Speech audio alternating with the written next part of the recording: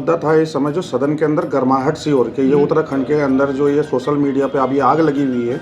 मैं उस विषय पर ये पूछना चाहता हूँ कि जो प्रेमचंद अग्रवाल ने साले शब्द का उपयोग किया, आप उसे गलत मानते हो, या जो प्रेमचंद अग्रवाल जी ने ये कहा कि उत्तराखंड के अंदर तो कहाँ से आए, सब बाहर से आए हैं, कोई एमपी से आया, कोई छत्तीसगढ़ से आया, कोई राजस्थान से आया, कोई कहीं से आया, मतलब उत्तराखंड के अंदर उत्तराखंडी को ये कहा है कि उत्तराखंडी कोई है ही नहीं, सारे बाहर के हैं, उसको गाली मानते हैं आप? मैं ये बोल रहा हूँ, ये 100% सारे गालियाँ हैं। तो कौन सा ठेकेदार है, कहाँ से आए, आप वो बताए कि तुम कहाँ से आए भाई, पहले वो अपना तो बताए कि तुम आए कहाँ से। तुम सारे उत्तराखंड को बोले कि कोई राजस्थान है, कोई कहीं से आ रखा है। भैया संसदीय कार्य मंत्री प्रेमचंद अग्रवाल बताया कि तुम कहाँ से आए। कल अपनी परिभाषा होती है कि मैं फलाने जगह था इसलिए मैं गढ़वाली कहलाता हूँ या मैं पहाड़ी हूँ। आपको ये चीज़ बोलने की जरूरत ही क्यों पड़ी? ये तो सारी गालियाँ हैं, ये तो उससे साले बोलने से भी बड़ी गाली है कि तुम कहाँ से आए।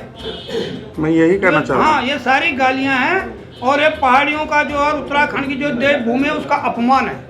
जबकि अभी शंभू पासवान जी ने जो अभी नवनिर्वाचित मेयर हैं ऋषिकेश के, जो कि वैसे बिहार के निवासी है परंतु अब काफ़ी वर्षों से यहाँ रह रहे, तो हो सकता है कि कुछ आईडी कार्ड वगैरह बन चुके होंगे उनके, चलो वो बातें तो अलग हैं। लेकिन शंभू पासवान जी ने अभी कल की डेट पे एक ट्वीट किया है, अब फेसबुक अपने पेज से एक प्रेमचंद अग्रवाल जी का जो उत्तराखंड आंदोलन के टाइम का जो एक कार्ड है उनका वो जारी किया है। उस विषय पर आप क्या कहेंगे कि क्या ये उत्तराखंडियत को बचा सकते हैं या उस काबिल हैं?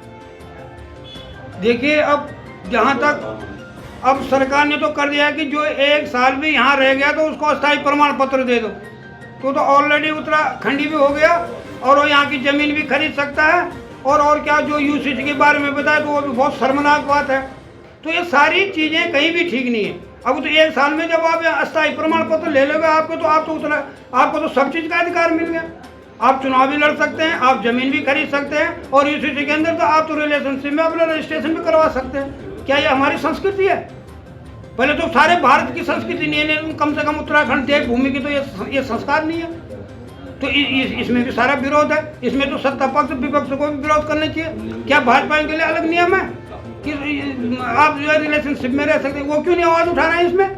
उनके मंत्री, उनके सदस्य क्या कर रहे हैं इसमें? क्या उनकी संस्कृति है ये तो हमें सिखा रहे हैं कि भाई राम को हम लाए। अब तो इसको क्यों ला रहे हो? तुम्हें उल्टे उल्टे काम क्यों ला रहे हो? ये क्या उत्तराखंड की संस्कृति है? ये हम कहना चाह रहे हैं। उत्तराखंड की संस्कृति तो ये भी नहीं है कि यहाँ शराब की दुकानें इन बहुतायत में खोली जाए। नहीं, बिल्कुल वो ठीक है कि उत्तराखंड की तो ये नहीं, लेकिन चलो ये चीज़ हम इसलिए भी देख रहे हैं कि अगर विकास के लिए इससे राजस्व, अगर इसका राजस्व सही प्रकार से इसका उपयोग होता है, इससे शराब से जो राजस्व आ रहा है अगर इसको सही मायने में वो विकास पे लगाएं, किसी प्रदेश के उत्थान पे लगाएं, लेकिन इसका तो मिसयूज हो रहा है तो तब भी कुछ भी नहीं है। खनन भी बेकार है। इसको हम बोले तो चैनलाइज भी होना चाहिए नदियों का, लेकिन चैनलाइज भी इसलिए कि खनन मतलब ये नहीं कि खनन कोई खराब काम है, चैनलाइज करना भी बहुत जरूरी है। लेकिन इसका राजस्व कहाँ जा रहा है? टनों के हिसाब से यहाँ से तमाम खनन का माल जा रहा है। आपने सदन की बात करी, जो कि विधानसभा सत्र चल रहा है इस समय पर, और आप अभी तो अनिश्चितकालीन के लिए वो स्थगित कर दिया गया है, परंतु आप जैसे कि प्रकरण में देखेंगे अभी कि जो प्रेमचंद अग्रवाल जी हैं उन्होंने अभद्र टिप्पणी की है गढ़वालियत पे, और उसके विपक्ष में केवल जो बुटोला जी हैं उन्होंने ही अपने बयान दिए हैं वहाँ पर, जबकि उन्होंने सदन का वॉकआउट भी कर दिया था।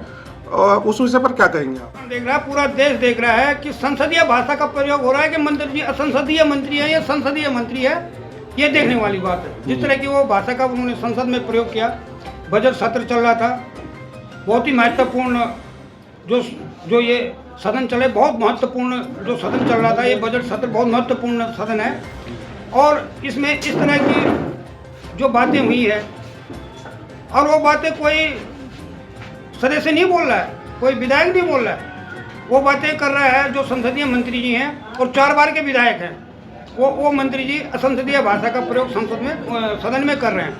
तो हमारी अध्यक्षा माननीय ऋतु खंडूड़ी भूषण जी, उनका जो एटीट्यूड वहाँ पे था विधायक के साथ, सदस्य के साथ बात करने का उस सदन के अंदर, वो आप सब लोगों से कहीं छुपा नहीं है।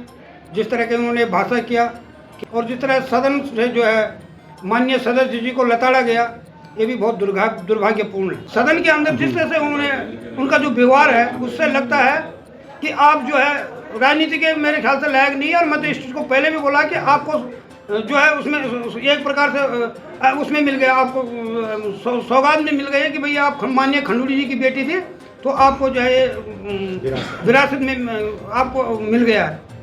और आप पहली बार जब यमकेश्वर में आए तो यमकेश्वर में तो आपको कौन जानता था? आप कब आए उत्तराखंड में? पहली बार आए जब यमकेश्वर में विधायक लड़ने आई थी।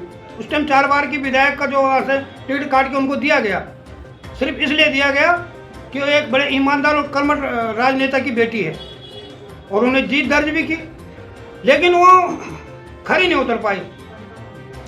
उसके बाद उनको कोटद्वार में टिकट दिया गया, अब जिस भी मकसद से दिया गया हो, लेकिन कोटद्वार की जनताओं ने भी विरासत को देखा कि एक जनरल खंडूड़ी की बेटी है, एक ईमानदार व्यक्ति की बेटी है, एक केंद्रीय मंत्री की बेटी है, एक मुख्यमंत्री की बेटी है। और मैं इसलिए भी खंडूड़ी जी को जानता हूं कि वो धुमाकोट से विधायक थे। तो क्या आप मानते हैं कि वो खरी उतरी हैं इस मामले में? मैं वही कहना चाह रहा हूं, खरी उतरी तो जनता बोलेगी, जनता ने तो विरासत में दे दिया।